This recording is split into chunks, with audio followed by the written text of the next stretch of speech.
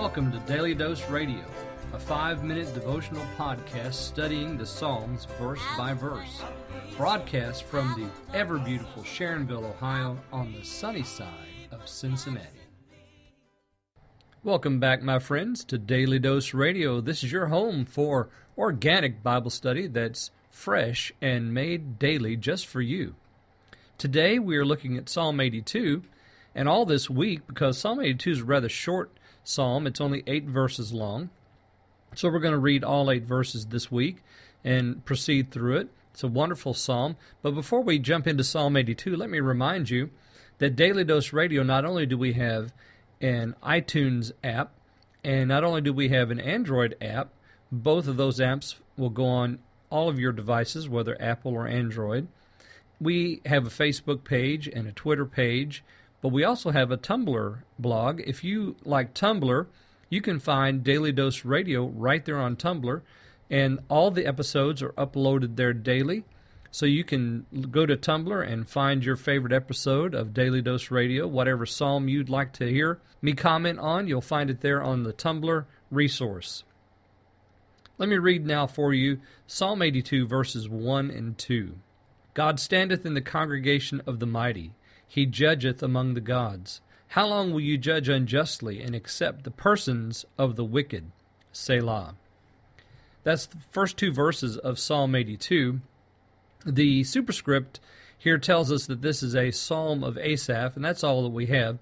So really no description whatsoever about where this psalm may come from or what the background might be. However, there is a tradition that suggests that this psalm was written around the time when Jehoshaphat set up judges in the land of Israel.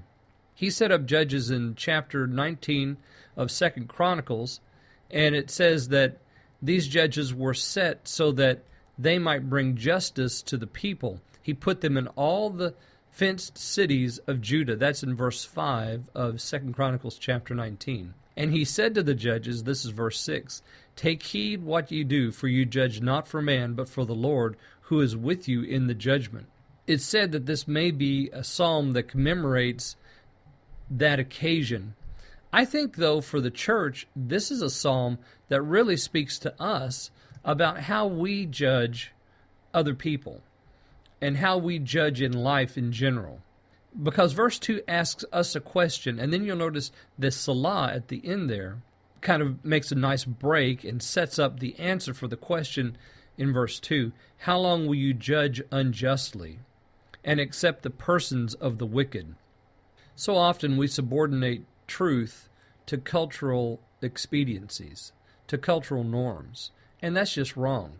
We need to judge rightly, which is judging by the Word of God. We shouldn't allow things into our assemblies that are worldly, that defy the Word, that go directly contrary to the Word, and so many churches are doing that today. We're allowing the world to seep in. Actually, it's not a seep anymore. It's more like a full-blown flood. We've opened the valve all the way, and we're letting the world come in and dictate to us what's truth and what's not truth, and what's free speech and what's certain speech.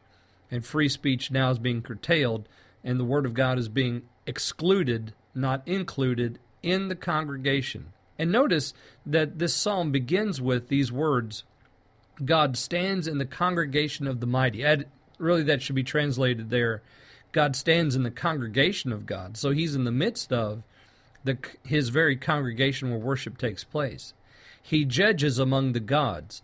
That could also be translated, God himself judges in the midst thereof. But we'll just leave that translation alone for a moment because we're going to come back to it when we deal with verse 6. So, how long will you judge unjustly and accept the persons of the wicked? That's a very good question. Because when we subordinate truth to cultural norm, that's exactly what we're doing. We're accepting the person of the wicked because we don't want to tell them the truth lest we offend them. Ladies and gentlemen, they need to be offended and know that the wicked are away from God.